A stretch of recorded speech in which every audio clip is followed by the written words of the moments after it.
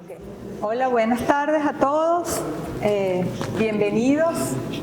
En nombre de la Fundación Biodiversidad de Meta Miami, hoy tenemos además a Milagros Maldonado aquí con nosotros, de la Estación Biológica Doñana. Les damos la más cordial bienvenida en este ciclo de diálogos y conversatorios que tenemos en torno al arte y la naturaleza. Hoy particularmente tenemos un tema muy especial que es Custodios del Territorio, que bueno, es una herramienta de conservación hoy en día contemporánea basada entre acuerdos voluntarios entre propietarios, organizaciones, administraciones públicas para proteger y restaurar los valores naturales. Hoy en día es también muy importante garantizar la continuidad en todo lo que significa conservar territorios, y en este sentido la gestión es fundamental y es parte de lo que hacen los protagonistas, como tenemos aquí hoy a Samuel y a Víctor, que le dan continuidad a todo lo que significa llevar un territorio. Samuel, bueno, va a aportar desde la perspectiva de la gestión privada de reservas naturales, desde la experiencia directa en terreno y una construcción de un modelo sostenible, y Víctor, quien es coordinador de conservación en la Fundación Biodiversidad, tiene 23 años, como decía ahorita, nos decía que prácticamente desde que se fundó la Fundación Biodiversidad. Él pertenece al Ministerio de la Transición Ecológica y el Reto Demográfico, y él entonces va a aportar desde la dimensión institucional y estratégica de la política pública, coordinando proyectos europeos de gran escala. Entonces, bueno, hoy esta conversación nos va a entonces permitir cómo se construyen estos modelos desde lo público y lo privado. Entonces, bueno, voy a proceder a presentar a Víctor Gutiérrez, que él es ambientólogo de formación. Su labor se desarrolla desde hace más de 23 años en la Fundación Biodiversidad del Ministerio de la Transición Ecológica y el Reto Demográfico. Es apasionado del medio ambiente, del diálogo para la conservación de la naturaleza, se dedica a la elaboración y gestión de proyectos relacionados con la conservación de la biodiversidad terrestre y marina, la adaptación al cambio climático y el impulso a la sostenibilidad de los sectores productivos. Ha desarrollado proyectos de gran impacto como el LIFE in the Meres, el LIFE in the Meres o próximamente el LIFE Humedales, además de varios proyectos vinculados a la custodia del territorio como el LIFE Custodia. Y Samuel Maldonado, que es sobrino de Milagros, él pertenece a la cuarta generación del Grupo Económico Maldonado y ha dedicado su trayectoria a la gestión territorial y a proyectos de conservación privada en África Austral. Actualmente lidera procesos de consolidación de reservas en el Valle de Macuse, y donde ha participado en la expansión y articulación de la reserva Macongo Hill, integrando conservación de biodiversidad, sostenibilidad operativa y trabajo conjunto con las comunidades locales. Samuel es nieto de Iván Darío Maldonado e hijo de Álvaro Maldonado, miembro fundador de la Estación Biológica Atol Frío, junto a Javier Castroviejo, que lo tenemos aquí también hoy, vinculados a Doñana. Samuel creció en un entorno profundamente conectado con la ciencia y la conservación. Tras la confiscación de Atol Frío y otras propiedades familiares por el gobierno, Samuel emigró a Europa en 2017, donde asumió el encargo de estabilizar y transformar una finca adquirida en 1973 por su abuelo Iván Darío. Este proceso derivó en la creación de una reserva privada de más de 15.000 hectáreas que alberga los llamados Beach Fire. Así que bueno, aquí vamos a tener entonces un diálogo entre ellos dos y luego procedemos a la sesión de preguntas y respuestas.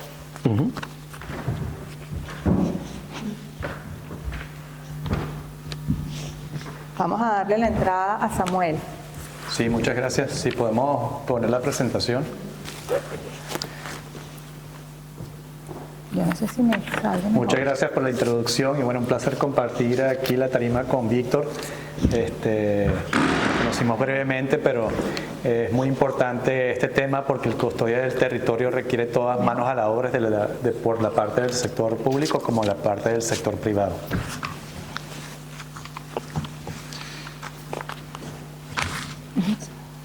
Esto es un poco la historia del proyecto. Mi abuelo Iván Darío en 1973 adquirió una finca ganadera en Sudáfrica, en el distrito de KwaZulu-Natal. Esa fecha me parece muy importante porque fue la misma fecha, el mismo año en que Félix Rodríguez Lafuente en conjunto con Javier Castro Viejo fueron al Hato del Frío a hacer los primeros episodios del Hombre y la Tierra. Y bueno, fue el mismo año en que mi abuelo adquirió esta finca. Muy lejos de Venezuela, pero mi abuelo era muy visionario y quería estar en los más altos niveles de conocimiento ganadero, y en ese entonces eran los surafricanos que tenían ese nivel de conocimiento a nivel de manejo de ganado, genética y manejo de pastorales.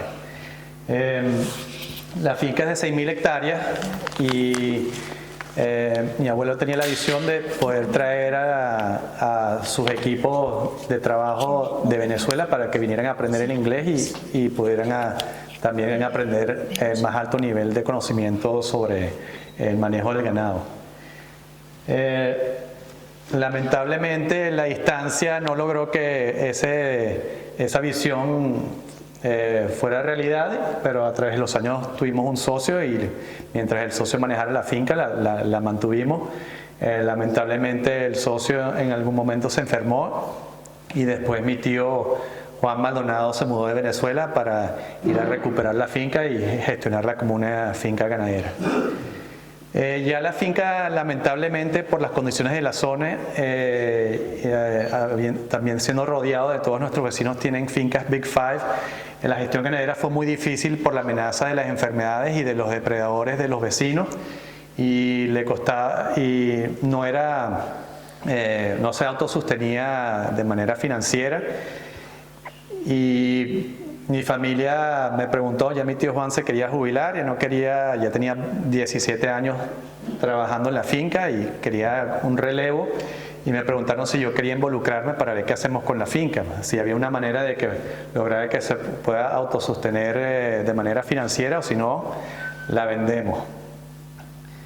Y cuando fui en el 2017, bueno, apenas llegué, me entró una enorme inspiración por dentro y una conexión con ese legado familiar de pararme ahí y ver lo que puede haber inspirado a mi abuelo en ese momento para hacer esa inversión en 1973, porque es una zona realmente espectacular a nivel de topografía y de biodiversidad y de flora y de fauna. Afortunadamente tenemos un increíble equipo de trabajo en Sudáfrica y nos sentamos a hacer con el conocimiento que adquirí en la Universidad de Planificación Estratégica, a ver qué teníamos que hacer para que la finca se pudiera financiar de manera propia, para que no la tuviéramos que vender. Y nos dimos cuenta bastante rápido que la única manera era tomar el riesgo de vender todo el ganado, que ya estaba constantemente amenazado, y invertir esos fondos para crear una operación de ecoturismo. Es difícil venir y pedirle a la familia, mira, deme una gran cantidad de fondos para convertir esta finca ganadera en una reserva de Big Five, así que se tuvo que hacer paso por paso, y para eso tener una estrategia clara y cumplir con tus metas fueron desarrollando la confianza a través de los años, y gracias a Dios, debido a esos años y ese legado de conservación de la familia, tuve la buena fortuna de que mis primos de mi generación fueron poco a poco confiando en nuestra capacidad y nuestro proyecto y en la visión que habíamos creado. Y el primer paso fue en el 2018, que vendimos el ganado, que empezamos a crear nuestro pequeño lodge de ecoturismo, a crear un equipo, pero mientras no tuviéramos el Big Five, lamentablemente no íbamos a poder tener un modelo de negocio que funcionara. Y bueno, de ahí fuimos a tratar de convencer a todos los vecinos, que ya colindábamos con 3 fincas que ya tenían Big Five. Para los que no conocen, Big Five son león, leopardo, rinoceronte, elefante y búfalo del Cabo. Y tratando de convencerlos de que lo mejor para la fauna y para ellos, y para que su gestión de su fauna fuera más fácil, era aumentar el territorio. Para los que no conocen, especies como el elefante y el león requieren mucho territorio. Uno piensa que 6.000 hectáreas es un terreno bastante grande, pero para una manada de elefantes es bastante pequeño, y si uno deja que sea muy grande, terminan convirtiendo todo en un desierto porque tumban todos los árboles. Ellos tumban los árboles, tienen su función en su ecosistema mientras van migrando las diferentes zonas, porque le dan la posibilidad de que los nuevos árboles crezcan. La madera se pudre y crea un hábitat para los insectos que alimentan a los pájaros y a los monos. Así que sí tiene su función, pero si los tienes encercados en un espacio muy pequeño puede ser muy destructivo. Y eso ya se veía el daño que se estaban haciendo en las propiedades vecinas. Pero todo el mundo quiere proteger su pequeño reinado y nos costó mucho convencerlo. Pero bueno, como dice, no hay mal que por bien no venga, debido a la pandemia del COVID, nuestro vecino que depende del turismo se vio muy afectado porque no hubo más turismo en Sudáfrica y estaba más abierto a llegar a una sociedad para que él pudiera conseguir los recursos para mantener su operación andando y comprar la mitad de su Big Five y unir ambas fincas. Así que eso para nosotros realmente fue un cambio completo, donde por fin pudiéramos tener la posibilidad de tener un modelo de negocio que funcionara. A partir del año pasado, en conjunto con otros socios vecinos, y ahorita explicaré, tengo un mapa para explicar cómo han sido las dinámicas con los vecinos.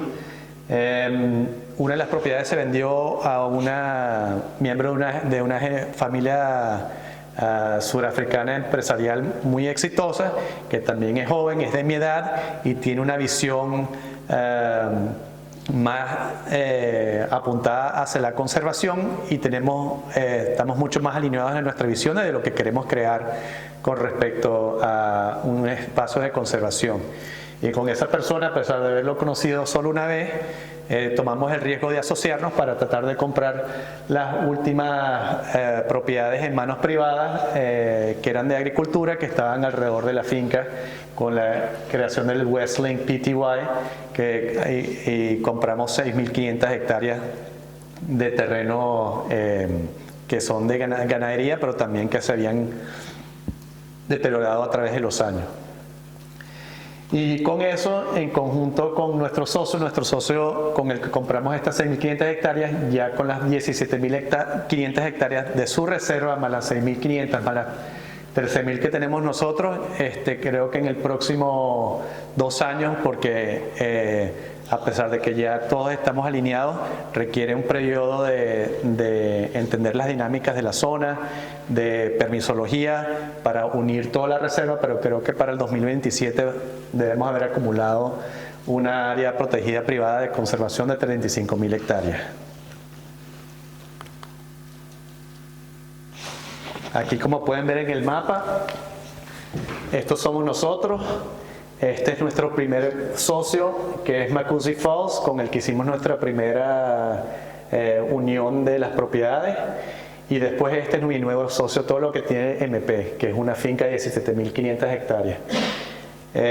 Conjunto compramos estas propiedades que están aquí en rosado y rojo, y con estas que están en todo rosado más esto, estamos en 35.000 hectáreas, y como pueden ver hay parchos de otros colores de otros propietarios, que la visión es en algún momento también unirlos a la reserva para lograr un área de 50.000 hectáreas de territorio designado para la protección de fauna surafricana.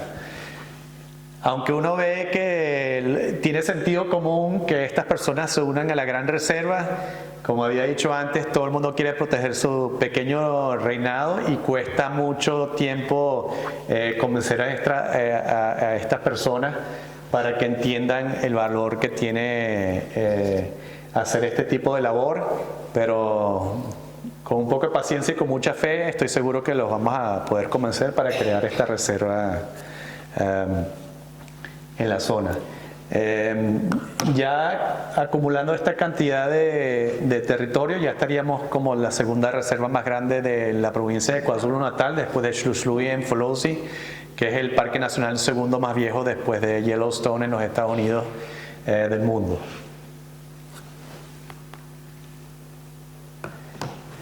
Aquí tenemos la visión ampliada más hacia 10 años.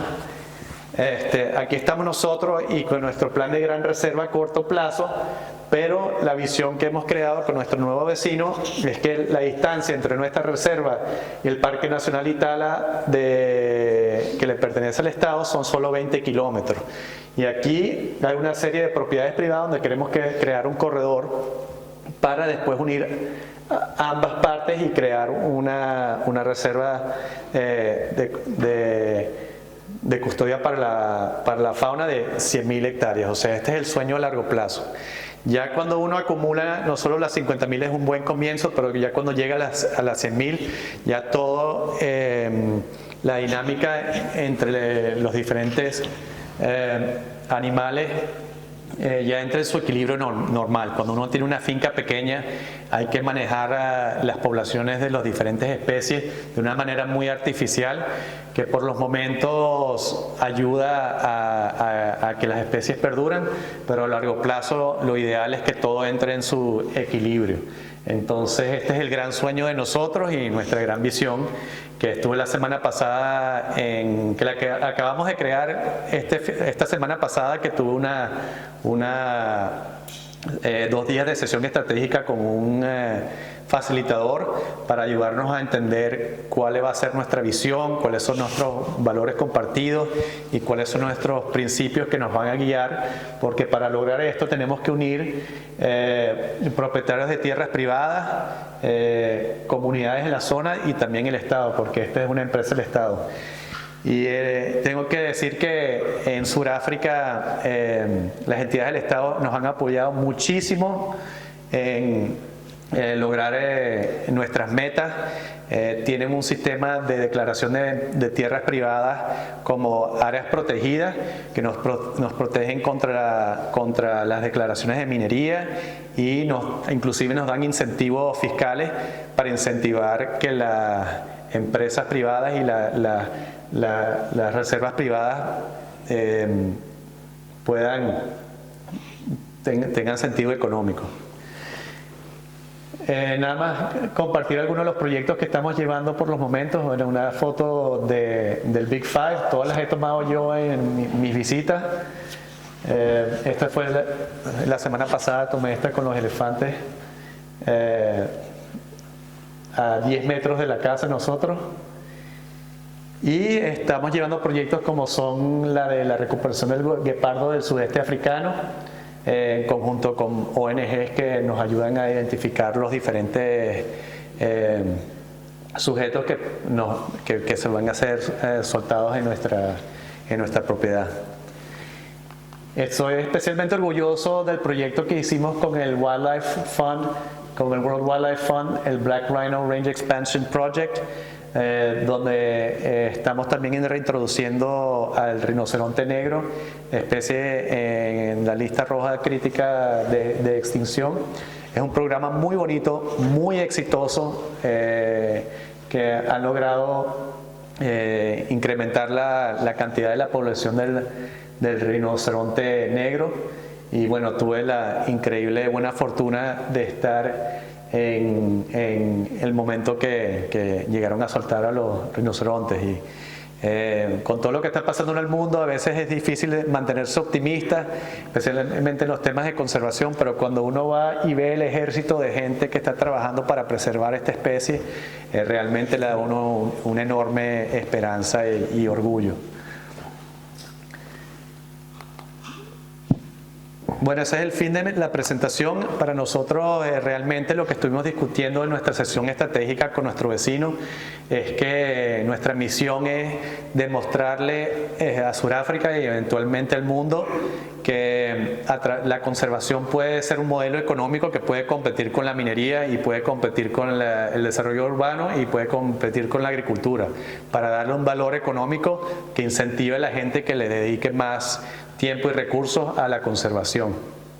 Y por eso me parece tan importante que la contribución de la inversión privada en lo que es el tema de conservación. Y como dije, bueno, manos a la obra. Ahora le paso la presentación a Víctor, porque realmente se requieren todo tipo de personas y todas contribuciones de parte del Estado y de parte de la iniciativa privada para lograr preservar estas zonas críticas para el ecosistema. Sí,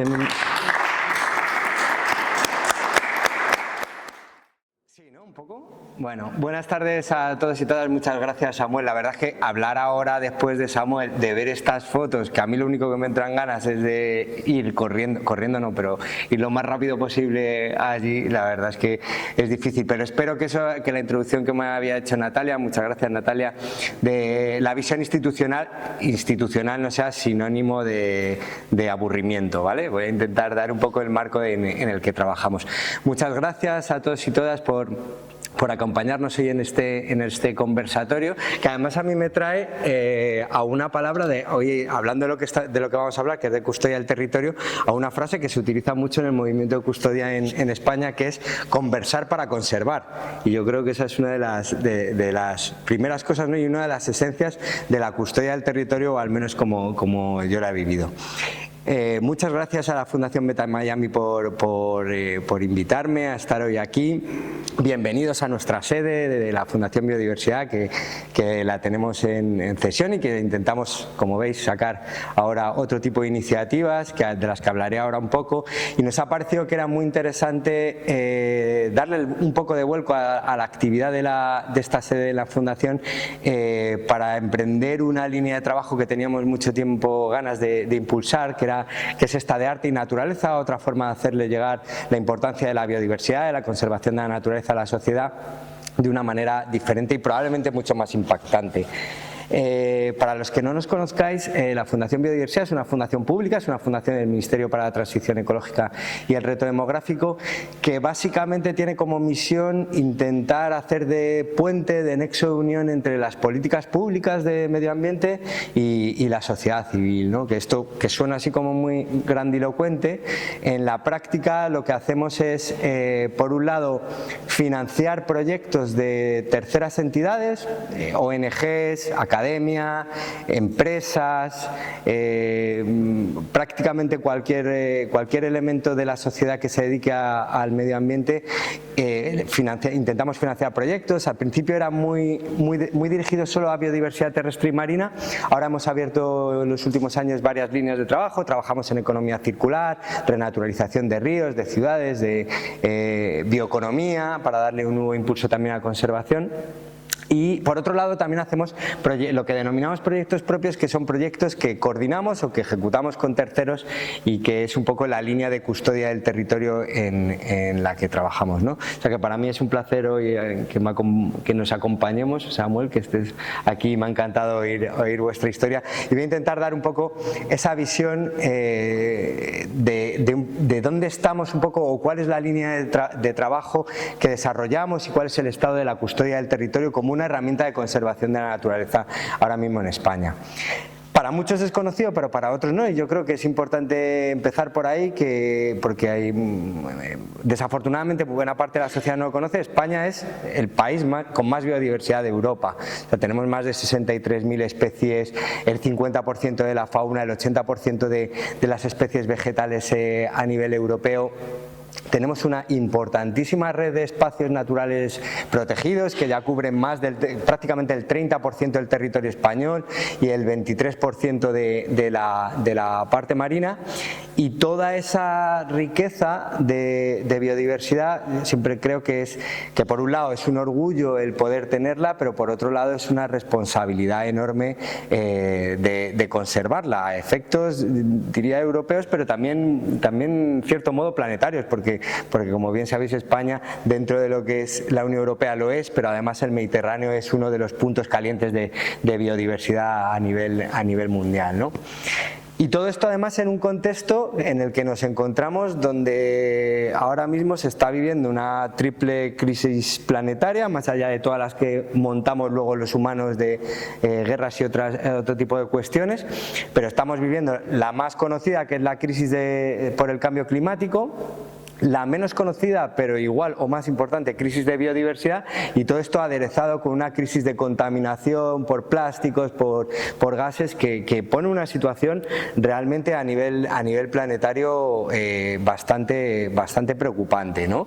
Y yo creo que es importante que también seamos capaces de transmitirlas a la sociedad, porque muchas veces no somos conscientes de esta situación.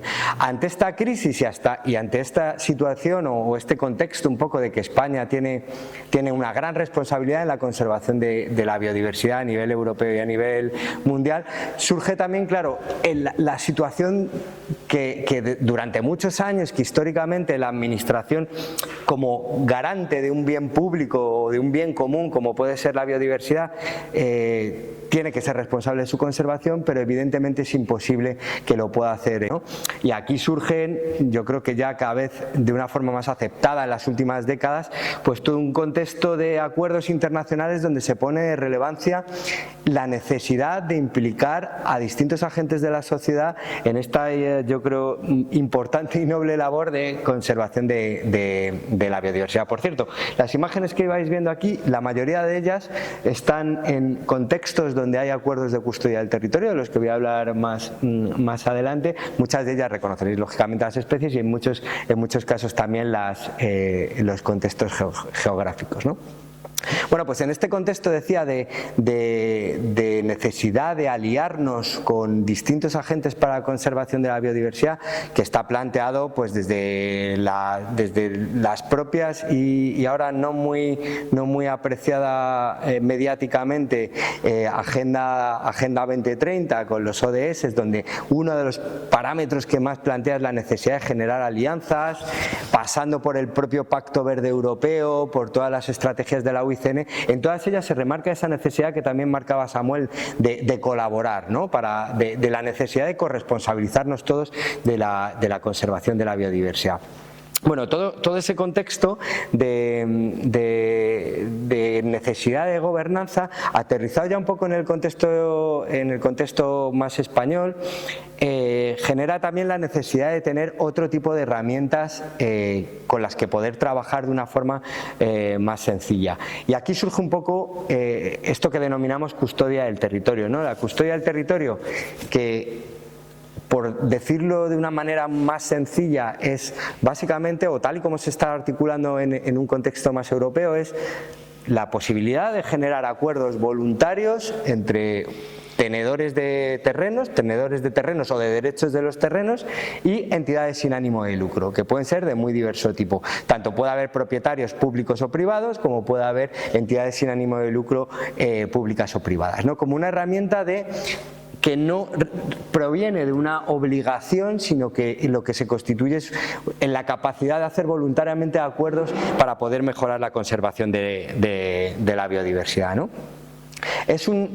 Es un término que desafortunadamente nos cuesta mucho explicar porque a mucha gente le suena como un poco invasivo, ¿no? A custodia del territorio. Me vienen estos ahora a custodiar no sé muy bien qué de mis terrenos, ¿no? Pero tiene un origen muy anglosajón, ya se desarrollan, vamos, hay acuerdos que quizás no se llamaban custodia del territorio, pero land conservation easements o similares en Estados Unidos, fundamentalmente Inglaterra, desde prácticamente el siglo XIX ya había, y que en España pero que realmente tienen un estallido, un crecimiento a nivel mundial de la década de los 80 del siglo pasado, ¿no? Que es más o menos cuando en España se empiezan a desarrollar, algunos de las manos de Félix Rodríguez de la Fuente, en Doñana, también en contextos donde se podía empezar a generar acuerdos para conservación, y ADENA fue uno de los pioneros en generar este tipo de acuerdos. Se empieza a hablar de esto de custodia del territorio. Y ya por ahí, por el año 2000, se juntan unas cuantas entidades donde consideran que a esta herramienta de conservación de la naturaleza se le puede dar un mayor impulso a nivel nacional. Un hito importante, y de ahí un poco a mí me gusta también recalcar que a veces, y yo creo que este es uno de los casos donde la sociedad genera herramientas antes de que las administraciones públicas las pongan en marcha, sí me parece que es muy necesario que luego las administraciones públicas sean capaces de visibilizar la potencia que tienen este tipo de iniciativas y poder escalarlas, ¿no? Y aquí, para la custodia del territorio en España, hay un hito, un antes y un después, en el año 2007, cuando se aprueba la Ley de Patrimonio Natural y Biodiversidad, donde desde el Ministerio se decide y se pone así en una ley que es obligación de las administraciones públicas fomentar acuerdos de custodia del territorio para la conservación de la biodiversidad en España, ¿no? Justo en ese año nos encarga el Ministerio también generar una plataforma que se llama Plataforma de Custodia del Territorio, que pretende ser un punto de encuentro entre propietarios, entidades sin ánimo de lucro y administraciones públicas para conseguir que esto de lo que se venía hablando de la custodia del territorio sea realidad.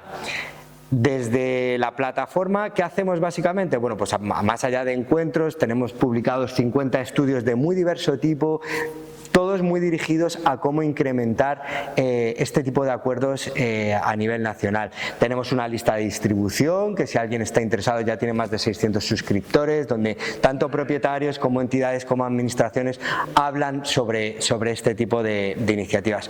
Y otra de las cuestiones que hacemos en la plataforma es un inventario de cómo va evolucionando esta herramienta de conservación a nivel nacional. En el último inventario que publicamos el año pasado, porque la gente muchas veces no sabe de qué estamos hablando, pero la realidad de los datos yo creo que habla por sí solo. En el inventario que publicamos el año pasado, en España se han recogido ya más de 4.600 acuerdos de custodia del territorio, con unas 270 entidades implicadas en una superficie de 700.000 hectáreas a nivel terrestre, que es una superficie ya muy significativa. O sea, es una herramienta que ya no es un potencial, sino lo que es una realidad, y lo que nos debería llevarse a intentar potenciarla, ¿no? Y en este marco hicimos una reflexión estratégica participada con todas las entidades, con los propietarios, con las administraciones, de cómo realmente podíamos ser capaces de escalar todo el efecto de este tipo de iniciativas a nivel nacional. Hicimos una estrategia que salió de la que salieron 58 acciones que nos han permitido construir un proyecto LIFE, que es una de las cosas que hacemos mucho de la Fundación, con las principales ONGs españolas, que tiene como objetivos intentar fomentar acuerdos de custodia en muchos ámbitos a nivel nacional, ¿no? Pero con una nueva visión que tiene que pasar necesariamente, y esta es una de las cuestiones yo creo clave ahora mismo en la conservación de la naturaleza, por innovar en todo, en la forma en la que hacemos todo, por innovar en con quién nos juntamos para hacerlo, por innovar en de dónde encontramos la financiación, que es otro de los pilares de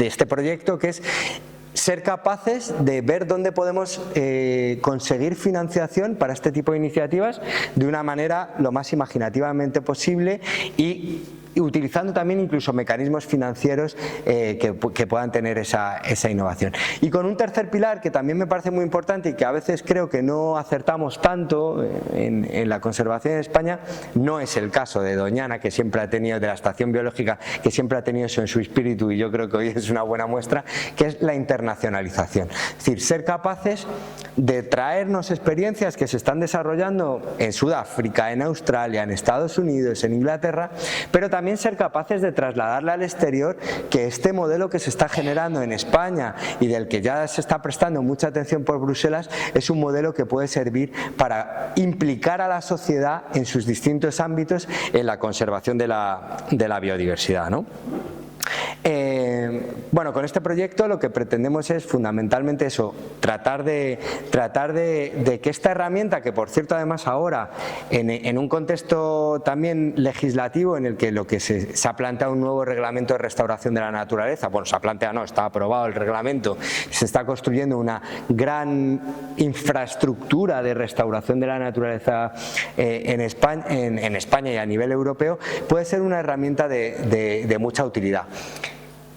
Dicho lo cual, ¿por qué nos parece que puede ser muy útil? Pues fundamentalmente por las dos características que mencionaba al principio, ¿no? Por su carácter voluntario, es decir, nadie obliga a nadie a que esto se genere, y por su capacidad de implicar a distintas partes, que también en un contexto donde hay demanda de muchos sectores productivos, de que están hiperregulados, de que no se puede hacer muchas actuaciones en terrenos privados, creemos que es una herramienta que puede ser de mucho interés para facilitar el que muchas de las cuestiones, muchos de los intereses que tienen los propietarios, y ahora hablaré un poco de esto, tienen los propietarios y que tienen las entidades que se dedican a la conservación de la naturaleza y que tienen las administraciones públicas como garantes de ese bien común que es el medio ambiente, pueda servir como un elemento de facilitación, ¿no?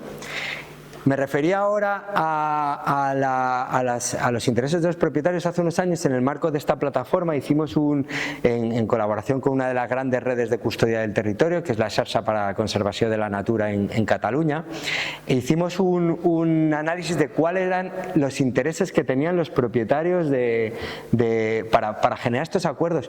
Y fue relativamente sorprendente, porque a lo mejor pensamos que no sé, que el primer interés puede ser el que se canalice financiación a esos terrenos privados. Lejos de lo cual, lo que apareció es que había porcentajes muy importantes de gente, de propietarios que tenían intereses por su identidad con el terreno que tienen desde hace generaciones y generaciones, incluso por su necesidad o por su querencia a dejar un legado a las generaciones futuras de unos terrenos que familiarmente son muy queridos, en muy buen estado. Pero luego también hay factores que tienen que ver con el reconocimiento social, ¿no? Que muchas veces también a las personas que tienen propiedades no se les valora socialmente esa contribución que hacen para todos los demás de conservar el medio ambiente. Pero incluso tienen la capacidad estos acuerdos de generar apoyo técnico para muchas cosas que no se sabe cómo articular, y ahí tienes a un montón de entidades que pueden ayudar, y por supuesto de financiación también, ¿no? Y yo creo que en ese punto es muy necesario también que creemos herramientas en las que al final el propietario, que es el que gestiona el terreno, obtenga de una u otra manera rentas que le permitan seguir gestionando el territorio. Yo creo que uno de los casos, yo creo, más más visibles en España en los últimos años y que desgraciadamente va a ir a mayores son los incendios. Y los incendios, más allá de factores psicológicos importantes, son muy debidos a un abandono generalizado del campo, de muchas zonas de España, y es un abandono que tiene que ver con una falta de rentabilidad en la gestión de ese territorio, ¿no? Entonces, ahí es donde no solo las administraciones con determinadas ayudas, sino donde elementos como la custodia del territorio puede jugar un papel importante, donde algo que deja de ser rentable pasa a ser rentable porque se articulan distintas formas de trabajar con la propiedad, ¿no? Decía antes que ya tiene un alcance mayor, bajándonos un poco a este territorio tan querido y que es el eje un poco de todas las exposiciones que se están articulando ahora aquí, que es Doñana. Bueno, Doñana ya tiene, en el último inventario que decía antes que habíamos hecho, ya se recogen 19 acuerdos de custodia del territorio con una superficie de 20.000 hectáreas, ¿no? Y es curioso cómo se van articulando este tipo de acuerdos, porque ahí encontramos desde acuerdos que ha tenido un propietario de un estero hasta el de una salina, o por ejemplo en proyectos que llevamos desde la Fundación Biodiversidad para la conservación de especies en peligro crítico, como pueden ser la cerceta pardilla. Hemos sido capaces también de articular acuerdos con ganaderos para generar vallados virtuales que permitan que el ganado paste en zonas donde no está criando la cerceta pardilla. Hemos hecho jaulones de presuelta con acuerdos con propietarios también para poder hacerlo, y aquí vienen desde empresas agrícolas hasta propietarios particulares, hasta dominio público estatal, que permite que este tipo de iniciativas se pongan en marcha. Entonces, bueno, en definitiva, con toda esta exposición, y no me quiero alargar mucho más, de lo que quería transmitir es que quizá tengamos que ser capaces de articular mecanismos como pueden ser entre otros, para que seamos capaces de generar esas alianzas entre todas las partes que estamos implicados en esto, desde los sectores productivos primarios hasta incluso en las partes marinas o litorales, administraciones públicas, propietarios de terrenos. Tenemos que ser capaces de articular este tipo de mecanismos de colaboración para afrontar los retos que mencionaba antes, que son de un tamaño ingente y que si no los abordamos desde una escala macro, con impulsos decididos, hasta un terrenito pequeño en el campo donde se puedan hacer cosas concretas, no vamos a ser capaces de abordar crisis tan importantes como esta que tenemos de la pérdida de biodiversidad y de la insostenibilidad de muchas de las actividades que llevamos a cabo. Y ese es un poco el eje, y con esto acabo. Este es un poco el eje en el que hemos querido montar este ciclo de exposiciones artísticas y de diálogos, que es el proyecto que hemos denominado Cambiar los estilos de vida para recuperar la naturaleza, ¿no? Que es un eje vertebrador también, donde lo que pretendemos es poner de relevancia el que nuestro sistema de vida, nuestro estilo de vida, ya no solo de consumo, sino la forma en la que nos manejamos en nuestro contexto, en la forma en la que producimos, en la forma en la que consumimos, en la forma en la que disfrutamos de nuestro día a día, es necesario repensarlo, porque la información científica está clara, los datos lo avalan y hay una alta insostenibilidad en lo que hacemos, y es necesario que la contribución de todos para poder revertir esta situación, y revertirla de una manera que es necesario hacerlo urgentemente, porque si no, de aquí a unas décadas nos podemos arrepentir, nos estamos arrepintiendo ya de muchas situaciones. Pero bueno, mensaje de optimismo. Creo que podemos construir muchas cosas juntos, los que estáis dedicados a la conservación de la naturaleza, los propietarios, las administraciones, las empresas que hoy en día cada vez están más o voluntariamente o obligatoriamente más decididas a invertir en conservación de la naturaleza, porque ya no es una cuestión solo de responsabilidad social corporativa, ya es una cuestión de que les va, su esencia de su negocio va en conservar las cuencas de los ríos, en conservar los bosques, en conservar las estepas, los humedales. Creo que podemos conseguir tener un mensaje de optimismo, ¿no?, para poder revertir estos graves problemas planetarios que nos encontramos. Y con esto yo creo que, bueno, invitar a una conversación ahora, que yo creo que puede ser lo más interesante, ¿no?, y que podamos intercambiar opiniones sobre todo esto. Muchas gracias.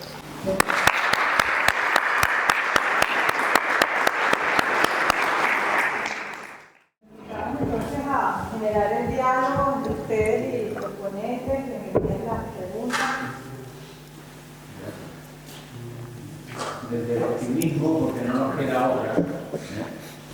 Pero claro, hay que tener en cuenta que, por ejemplo, en los Estados Unidos, el presidente actual ha abolido la normativa de Obama para limitar los gases de efecto invernadero, que hacen daño tremendo. Entonces, yo me planteo desde organismos internacionales, yo creo que se puede hacer poco, porque la realidad es que, claro, habría que intentar a ver si esas medidas se podrían revertir, no en Estados Unidos, pero también en otros países, porque hay muchos negacionistas de cambio climático. Eso es lo que yo me planteo. Y otra pregunta, me ha gustado mucho lo que ha dicho este señor sobre la caza ética, ¿no? ¿Sobre la casa? La caza ética. El cazar éticamente, ¿no? Eso me lleva mucho la atención y me gusta mucho, ¿no? Pero, claro, me imagino que será que no se podrán cazar animales que estén en peligro de extinción, eso es lo primero, ¿no? Pero si pudiera explicar un poco más de qué se trata, ¿no? Muchas gracias. Hay tipo de cacería que es compatible con el turismo y hay tipo de cacería que no lo es. Y uno de los temas más difíciles es que que tan accesibles son esas zonas. Como por ejemplo, países como Botswana, que tienen parques nacionales enormes, la accesibilidad para llegar y tener una constante rotación de turistas es muy difícil. Pero para llevar a 1 o 2 o 3 cazadores para esa zona genera prácticamente la misma ganancia económica que llevar como a 20 turistas de fotografía. Y esas son cosas que se pueden practicar en ciertos países donde la cacería, para las circunstancias de esa zona de protección, no es posible el turismo, porque es tan difícil y tan remoto que no vas a tener el volumen de visitantes que te va a ayudar a mantener ese ecosistema y mantener el incentivo económico en esa zona. Países como Sudáfrica están muy desarrollados, muy buenas carreteras, muy buenos aeropuertos, es muy fácil tener una operación de turismo de safari, pero en otros países es mucho más remoto y mucho más complicado, y para eso la cacería tiene, para menor cantidad de personas, un mayor impacto económico. Entonces siempre es ese equilibrio. Y bueno, ahora hay es un tema polémico porque la cacería de trofeo no es bien vista, pero sí tiene su rol en la conservación, especialmente para ciertos países que no están tan desarrollados como Sudáfrica. Samuel, yo no sé si tú quieres alargarte un poco, porque tú tuviste experiencia, ustedes intentaron, ¿no?, tener una operación en ese sentido y luego se fueron ya por otro modelo, ¿no? Sí, para mí no me gusta la cacería como modelo de negocio hay gente que lo hace muy bien, pero a mí realmente, para lo que nosotros estábamos tratando de lograr, en continuación con el legado de conservación de mi familia, en el Alto del Frío estaba prohibido la cacería y la pesca, pero es porque también venimos de una cultura donde no hay una cultura, no hay una historia de cacería como hay en Europa. O sea, teníamos que dar el ejemplo porque ahí lo que había era cacería furtiva, entonces ahí no está permitido, no caza nadie. Tenemos que dar el ejemplo. Ya en Sudáfrica, en países europeos, hay más cultura de cacería ética. Entonces es otro tipo de actitud hacia la cacería. Y bueno, en nuestro caso, sí, a mí particularmente no me gustaba, me pareció que podíamos lograr el mismo objetivo, pero sí requerimos, hay mucha demanda por la cacería a nivel mundial, eso no ha cambiado.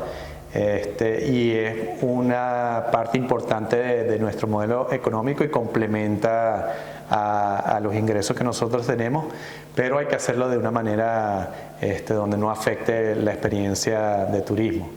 Especialmente, bueno, no se puede cazar elefantes si tienes que tener una operación de safari, porque después los elefantes se vuelven muy agresivos hacia los vehículos y quieres poder llegarle cerca a los animales. Sí. Si me permites, sí, y ahondando con lo del mundo de Trump ya tiene... a ver, ahora. En referencia a la mención que hacía de Trump, claro, muy de acuerdo en que... Pero creo que la única manera de vencer eso sigue siendo el multilateralismo, la colaboración y el esperar a que pasen unos años y podamos reconstruir puentes, ¿no? Y en referencia a lo que decía Samuel y a la cuestión de la caza ética, más allá de cuestiones personales de que cada uno le guste más o le guste menos o la practique o no la practique, la realidad, al menos en España, es que es una actividad que se puede realizar y con la que, un poco en los ejemplos que llevábamos, que decíamos antes, ¿no? Con la que hay que llegar a acuerdos, porque tienen mucho que aportar también en el territorio, porque están en el territorio todo el rato.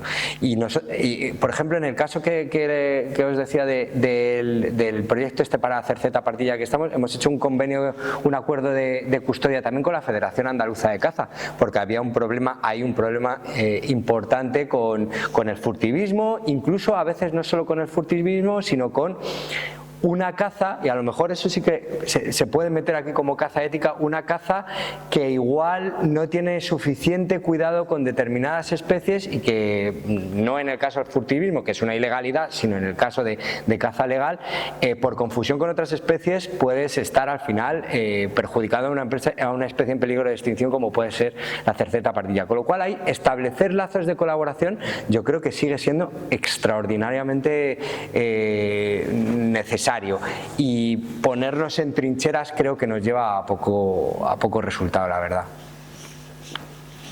Tenemos una pregunta de Javier Hidalgo. Bienvenido, Javier. Gracias.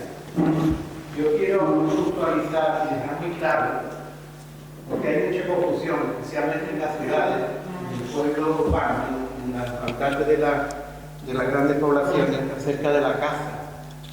La caza legal ha sido el único instrumento que ha invertido, ha hecho inversiones en la conservación de la naturaleza a nivel privado.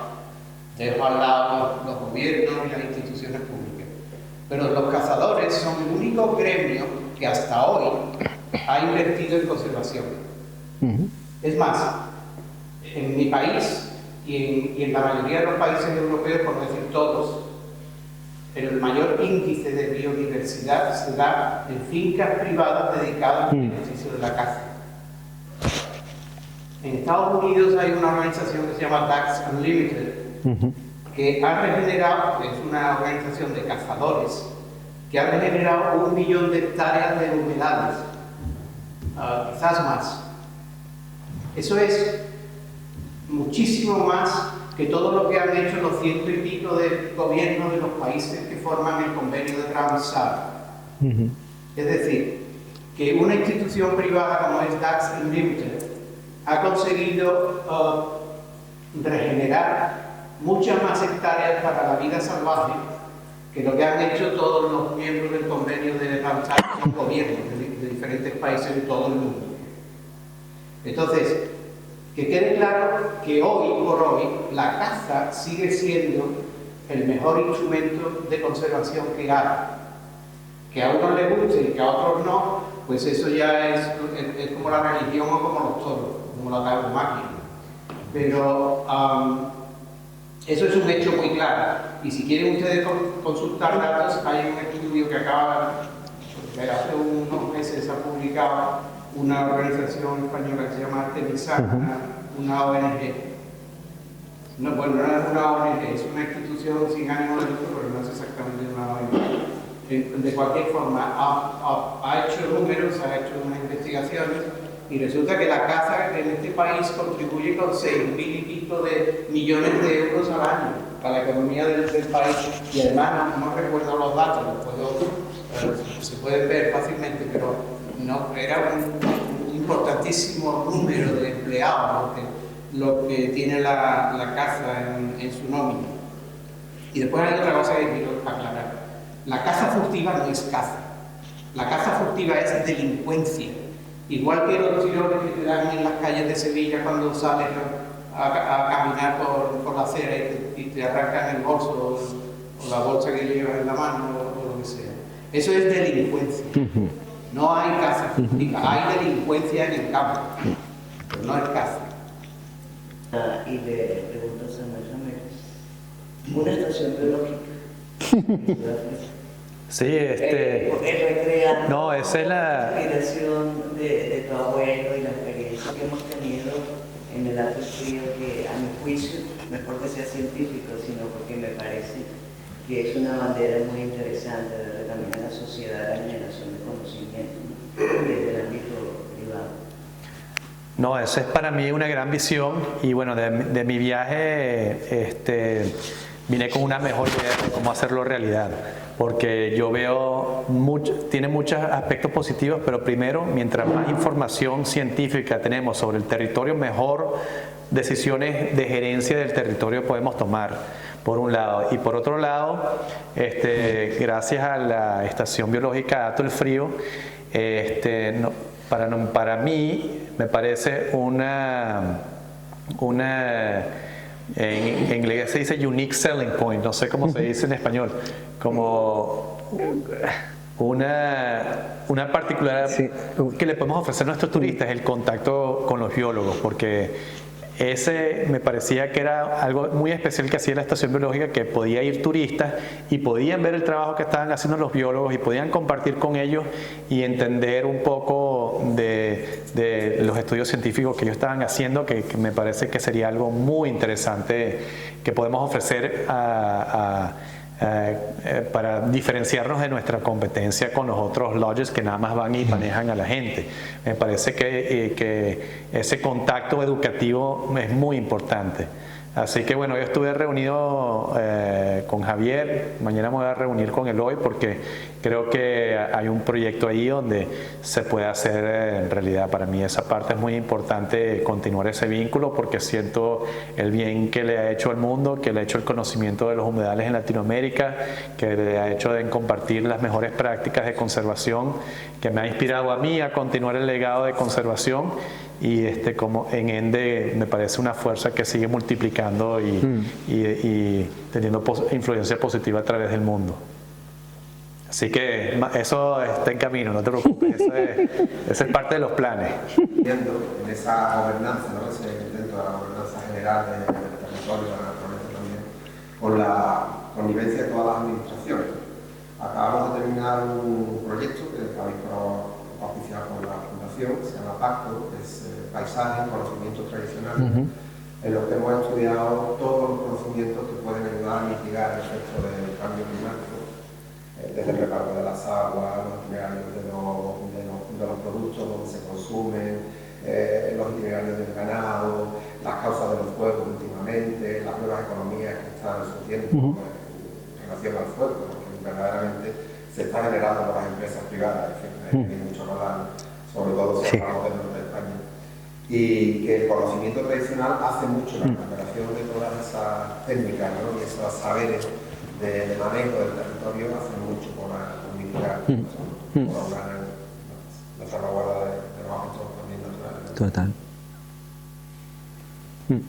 No, absolutamente, o sea, Y creo que hay que incorporar además ese conocimiento tradicional, que hablamos mucho, yo creo que tiene que ser así, de ciencia para la gestión, pero es que el conocimiento tradicional es parte de esa información científica que se tiene que y vamos, ya estaba pensando, según estabas mencionando, estaba pensando, por ejemplo, cómo, y no en la parte terrestre, que también, pero en la parte marina, como por ejemplo nos ha ayudado todas las, más allá de, por supuesto, todos los estudios de institutos de investigación, universidades, pero cómo nos ha ayudado las cofradías de pescadores a conocer dónde están muchos de los sitios con mayor valor ecológico de nuestro medio marino, que ha servido luego para generar espacios marinos protegidos, ¿no? Tengo una casa como Javier Castro Viejo, porque las corrientes de aire vienen por allí, porque el fuego va a tender hacia allí, y a mí eso es una cosa de lo más curiosa, ¿no? Y después comprendí que verdaderamente era la gente que ha padecido la tragedia del fuego en la generación de sus padres y ellos incluso de pequeños, que si se quemaban sus tierras se quedaban sin comida. O sea, aquí hay unos conocimientos aprendidos y heredados bastante potentes. Y desde luego yo creo que más efectivo incluso de lo que...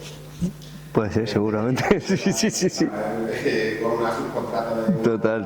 de una tabla, que hay las horas de helicóptero me pagan tanto. Sí. Y eso creo que es fundamental. Sí. Entender todo eso. Ojalá esta iglesia cantidad de terrenos se puede proteger. Sería una revolución a la conservación pública.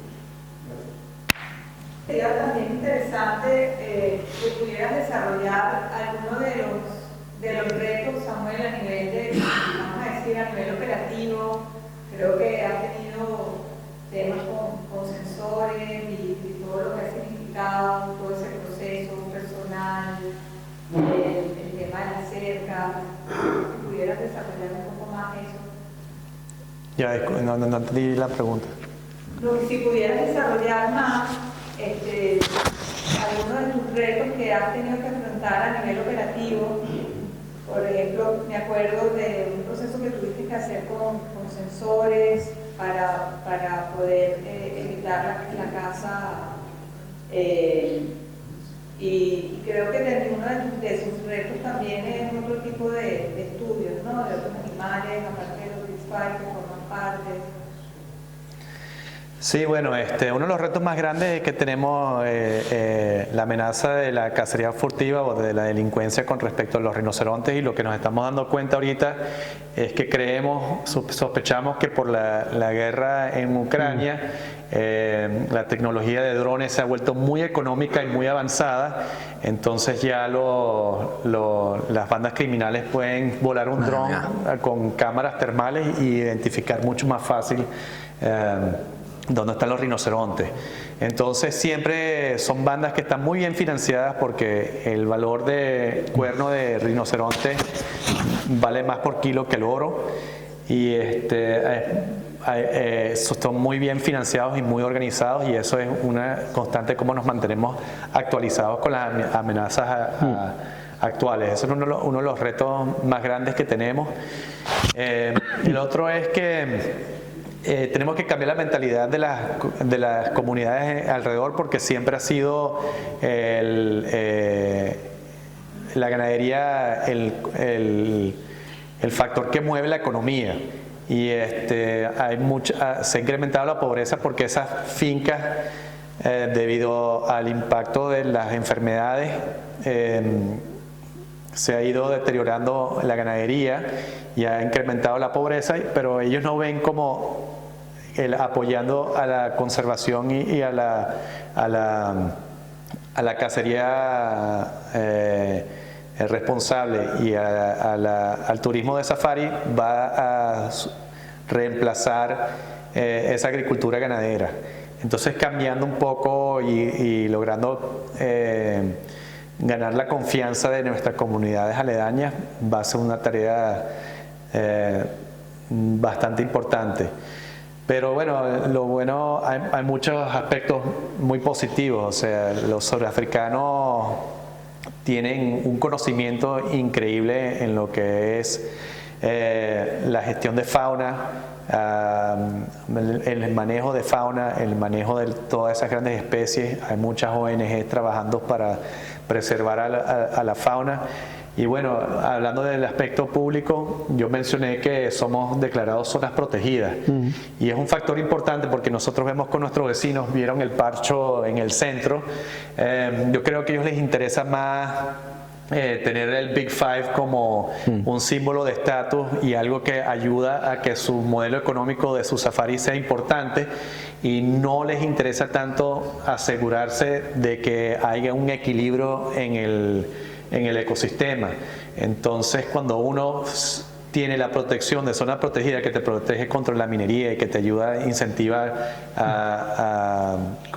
da incentivos fiscales, sí tienes que, para mantener esa protección tienes que tener un plan de gestión del medio ambiente que está basado en los estudios científicos muy específicos a esa zona. La capacidad de carga de los diferentes animales, cuántos animales tenemos, especialmente las especies como los rinocerontes y los elefantes, que pueden tener un impacto muy importante, y eso nos ayuda a nosotros también de que gestionemos la propiedad de una manera más altruística, que va más allá de la ganancia financiera, que ese es siempre el equilibrio que se tiene que conseguir, que hay que buscar la manera de que se autosostenga de manera financiera, de que tenga una ganancia, pero por otro lado tiene que tener sentido a nivel de que está haciendo realmente un bien por el medio ambiente. ¿Minería de qué? Honestamente, minería de lo que sea, porque como en muchos países subdesarrollados, la amenaza es que buscan licencias de exploración de minería, y como la minería le pertenece, todos los recursos que están debajo de la tierra le pertenecen al Estado, cualquiera puede aplicar a una licencia de exploración de minería, y lo que hacen es que es un negocio, sacan la licencia, se las aprueban y las venden. Después de que la compran, seguro es una estafa, no consiguen nada, pero ya tienes que permitirles acceso a la propiedad, tienes que darle permiso para que puedan traer su maquinaria para que hagan la exploración, y aunque no consiguen nada, causa un daño. Así que, como declarándonos como zona protegida a través del Estado, nos da ese otro nivel de protección para que esas licencias sean mucho más complejos. Pero tienen también una declaración de zona turística, o que eso permite o impide que se haga ese tipo de exploraciones, ¿no? ¿Cómo funciona? No, el turismo no tiene tanto impacto, más que todo es, tú sabes, es interesante cómo los diferentes departamentos de entidades públicas compiten el uno con el otro, y uno ve que los departamentos que están encargados de la conservación se toman muy en serio su tarea de proteger, y por eso incentivan a que la gente se declare como zona protegida. Pero sí tienes que ceder un poco de control sobre la gestión, tienes que regirte por ciertas reglas, y ahí es donde cuesta un poco convencer a alguno de los los espacios privados para que logren eso.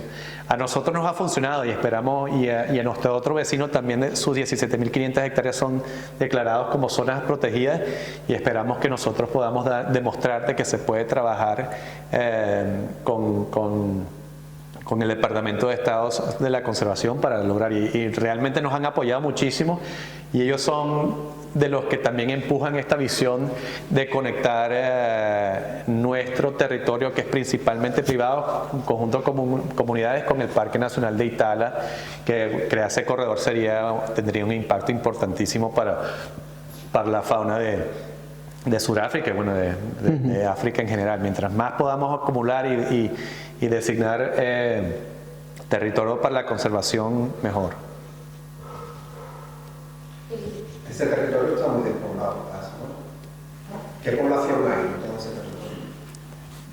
Sí, la población se ha reducido a través del tiempo porque como la gestión ganadera se ha ido acabando y ahora es que está entrando la alternativa con la conservación y el turismo de safari. Muchos se han mudado a la ciudad, pero sí hay comunidades con las que uno tiene que trabajar que uno de ellos ya tenemos nosotros empleados que están en 3 generaciones que han trabajado con nosotros y ellos forman parte ellas son las comunidades de la zona son nuestra primera línea de defensa contra la cacería furtiva. Si ellos ven que la preservación de fauna es lo que les trae a ellos un estándar de vida digno, nos van a apoyar y nos han apoyado y lo que falta es convencer a los demás.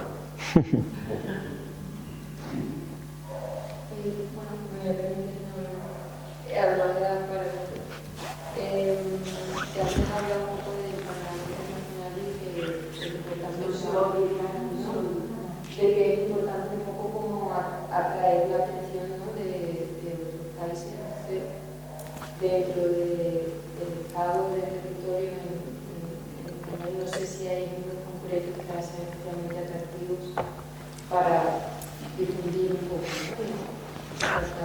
En la experiencia que nosotros tenemos, que es muy macro, digamos, no es muy de terreno, hay mucho interés sobre todo en cómo se ha generado este modelo, que es relativamente diferente a cómo se articula en Centro Europa o cómo se hace en los países anglosajones, y el que hayan impulsado proyectos como Life Custodias de la Comisión Europea es porque tienen mucho interés en ver la diversidad de modelos de custodia del territorio que hay en España, que tenemos desde grandes fincas, como decía Javier, en el sur de España que han servido para la conservación del lince, hasta agrupaciones de montes de socios en Soria para la gestión de setas y de pinares, hasta modelos de conservación del oso pardo, donde lo que se ha hecho ha sido ir comprando fincas para plantar frutales. Entonces, ven mucho interés en cómo se articula bajo un paraguas general una diversidad de ejemplos que son muy claros, y quizá lo que nosotros tengamos. Para nosotros lo que es más importante es ver cómo las distintas estrategias que hay en otros países de financiación, que aquí no tenemos unos niveles de filantropía, por ejemplo, como tienen otros países, cómo se pueden articular mecanismos que permitan seguir financiando eso que se está haciendo en esas propiedades privadas. Porque es verdad, y estoy muy de acuerdo con lo que mencionaba Javier, y que muchas de las especies y de nuestros mejores ecosistemas se han preservado en territorio privado, pero también es verdad que está habiendo un abandono muy grande de muchos territorios porque necesitan que haya una renta adicional para poder gestionarlos. Entonces yo creo que ahí es donde nosotros pensamos que podemos traer mucha experiencia internacional de modelos que están funcionando en otros países y que no tienen por qué copiarse exactamente igual en España, pero que nos pueden servir de referencia.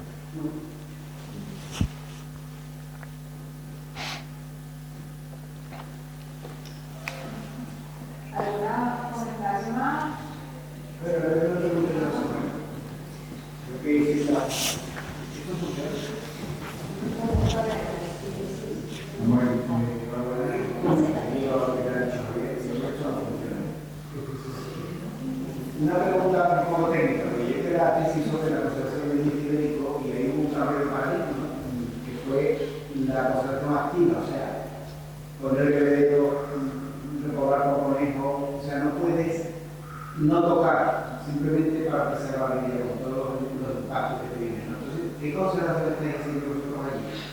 ¿Es muy activa, o sea, estáis interviniendo mucho o prácticamente es preservar para que no haya un impacto negativo? No, sí, una de las actividades más importantes que tenemos es que a través del desbalance, especialmente en la finca de nosotros, que no ha habido elefantes por décadas, los arbustos espinosos se han retomado ciertas áreas y se han ido perdiendo esas sabanas de pasto tradicionales que uno se ve en Sudáfrica. Entonces, para recuperar eso sí tenemos que activamente talar y ir reduciendo esos arbustos espinosos para recuperar la zona. Hay que ver un equilibrio hay especies que son de manadas, hay especies que son solitarias. Las de manadas necesitan estar en espacios abiertos porque ellos dependen de su supervivencia en los oídos, las narices y los ojos acumulados de todos los animales en contra de los depredadores, y hay otras especies que son solitarias que dependen de esos arbustos tupidos y esas especies espinosas para esconderse. Entonces hay que recuperar ese equilibrio, así que creo que en el principio sí, con el apoyo obviamente de estudios científicos, recuperar muchas zonas. También mientras uno va buscando el equilibrio por ejemplo, con los depredadores, creo que llegará un momento donde vamos a tener que introducir más cantidades de manadas como los gnu y cebras, y que debido al mal manejo de la población de felinos no han ido incrementando.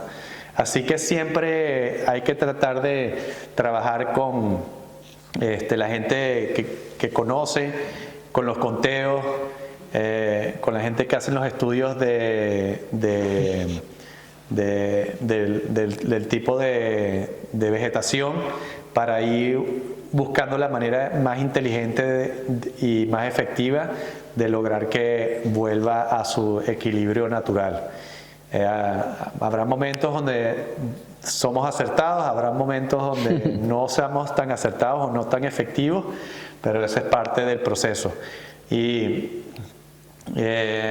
obviamente llegará el momento, especialmente cuando uno va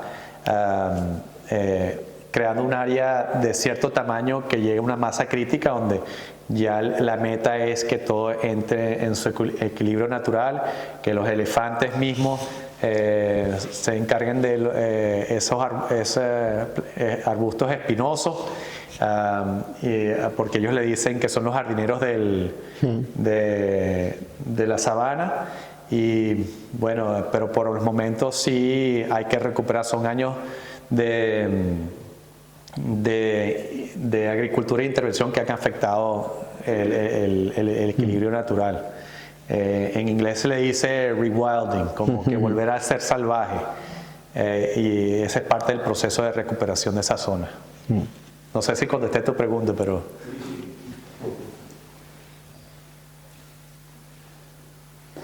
Yo simplemente quisiera rendir homenaje a Miguel Delibes, padre de un ilustre investigador de la Estación Biológica de Doñana, que tiene un escrito precioso sobre la caza, en concreto titulado "Junto a la escopeta a uno".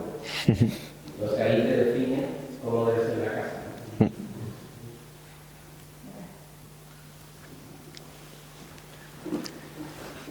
Sí, el tema de la caza es un tema complicado porque es algo que estimula pasiones. Entonces, yo soy cazador, mis suegros son cazadores, tienen una tradición muy bonita de muchos años de cacería, donde compartimos como familia, es una tradición familiar. Pero con el tema de conservación prefiero dedicar mi energía, en vez de argumentar con la gente que no entiende el rol que tiene la cacería en la conservación, que es sumamente importante y que ha recuperado, como el ejemplo de Ducks Unlimited, muchos espacios para la conservación. Pero manejo mi perfil de cazador muy por debajo, porque sí, lamentablemente sí genera pasiones y trae publicidad negativa, especialmente de los proyectos de conservación, y distraen de la labor que se está haciendo, simplemente por ignorancia. Pero bueno, es un tema polémico el cual se puede hablar mucho, pero hay que tener la mente abierta para lograr los objetivos de conservación y lograr preservar estos espacios, sea a través de las iniciativas públicas, sea a través de las iniciativas privadas. Yo creo que cada uno tiene su rol, cada uno se complementa, cada uno tiene sus ventajas y sus desventajas, pero mientras más haya más personas trabajando hacia esa meta de conservación y de preservar los espacios, mejor. Así que Así es. ahí nos complementamos.